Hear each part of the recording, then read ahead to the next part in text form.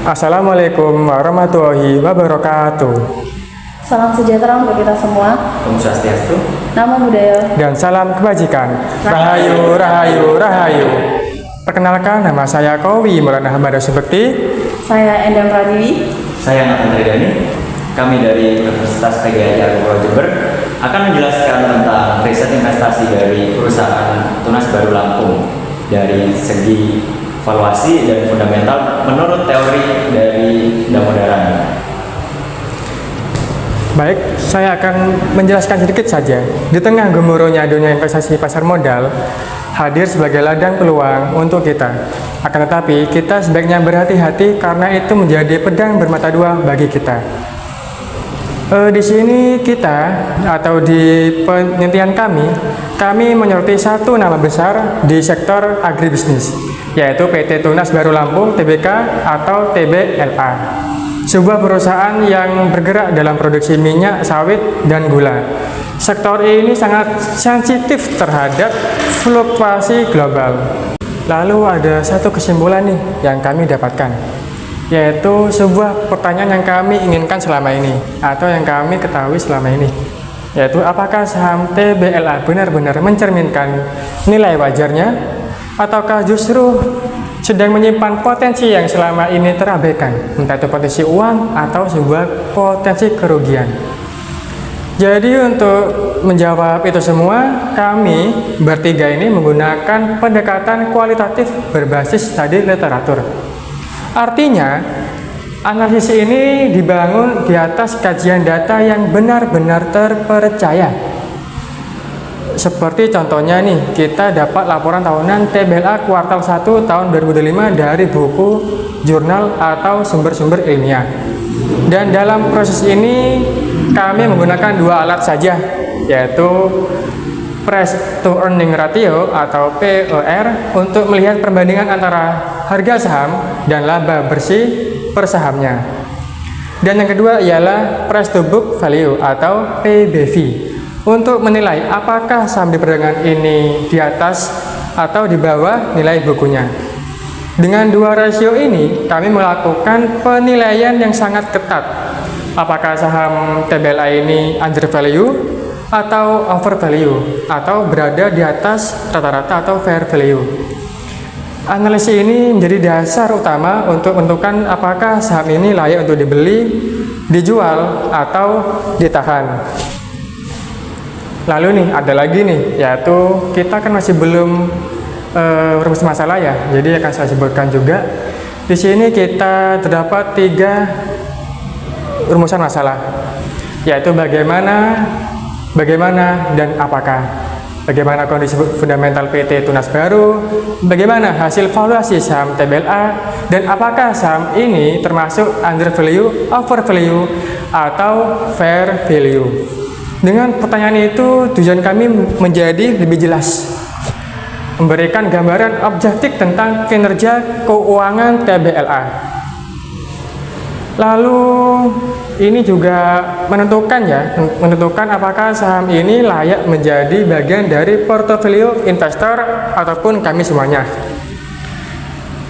Lalu mungkin kata-kata terakhir ya dari saya, atau kalimat terakhir dari saya, yaitu investasi bukanlah tentang keberuntungan saja. Ini tentang strategi, data, dan pemahaman mendalam. Maka mari kita lanjutkan ke babak selanjutnya, ialah menguliti data-data, mengurai angka-angka, dan membongkar kebenaran di balik saham TBLA. Mungkin hanya ini dari saya ya, dan ini akan dijelaskan oleh Mbak Endang yang akan menjelaskan tentang kajian pustakanya. Jadi yang pertama itu kita mengetahui tentang analisis fundamental. Jadi menurut Trimani AL dan Mibras AK 2021 itu menyatakan bahwa analisis fundamental adalah analisis dalam mencari informasi yang relevan dari suatu perusahaan untuk menentukan perkembangan harga saham dan menggunakan rasio-rasio laporan keuangan.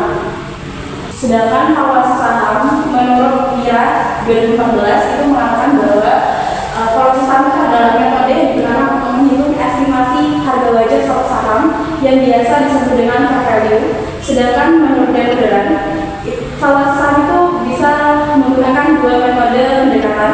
Yang pertama ada metode discounted cash flow valuation dan relative valuation. Di antara keduanya, yang paling sering mudah atau paling sering digunakan itu adalah relative valuation, di mana ini digunakan untuk mengestimasi nilai saham sehingga dapat membantu para investor untuk memilih dengan cepat saham mana yang baik untuk dijadikan target investasi. Jadi untuk valuasi saham itu mempunyai dua pendekatan, yaitu ada PER dan PBV. Menurut Hello 2021, resiko earning ratio itu adalah penilaian investor dan calon investor terhadap pendapatan perusahaan di masa mendatang. Investor itu dapat menggunakan rasio ini untuk memilih saham mana yang nantinya dapat memberikan keuntungan besar. Perusahaan dengan pertumbuhan tinggi biasanya mempunyai PER yang tinggi, sementara perusahaan yang pertumbuhannya rendah biasanya mempunyai PER yang rendah. Kemudian untuk PBV atau Price to Book Value menurut Tenderley 2023 menyatakan bahwa metode ini merupakan metode sebagai evaluasi suatu saham melalui perbandingan harga pasar saham perusahaan. PBV ini berguna untuk menentukan saham perusahaan termasuk mahal, overload, ataupun murah, atau biasa disebut dengan underload. Selanjutnya untuk pembahasan akan dilanjutkan oleh rekan kami yaitu Nathan Fikri. Dari penjelasan yang telah dijelaskan tadi, kita menggunakan metode Bayesian valuation, yaitu metode yang sering digunakan oleh para investor karena lebih mudah. Lalu kita menggunakan dua alat, yaitu PER dan PBV itu sendiri, di mana PER dari Tunas Baru Lampung yaitu 5,63 dan PBV-nya sebesar 0,54 kali. Angka ini jauh lebih rendah dibanding perusahaan yang serupa yaitu Ali yang memiliki PER 9,88 dan PBV 0,58 kali, dan SMS yang memiliki PER sebesar 14,97 dan PBV yang sangat tinggi yaitu 4,43. Rendahnya PER dan PBV dari TBLA menandakan bahwa saham ini per value meskipun prospeknya jauh lebih rendah dibanding saham serupa yang lain. Dari sektor agribisnis, lalu jika memang kita tidak mempunyai sahamnya, mungkin lebih baik dihindari untuk saham TBLA karena memang prospeknya jauh lebih kecil dibanding yang lain. Namun jika Anda memiliki sahamnya, lebih baik untuk ditahan karena memang saham ini masih tergolong under value atau di bawah nilai wajar.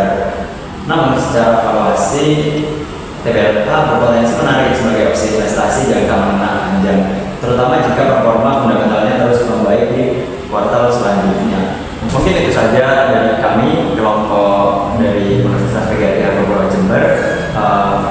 Mungkin itu saja yang bisa saya sampaikan. Kurang lebihnya mohon maaf. Assalamualaikum warahmatullahi wabarakatuh.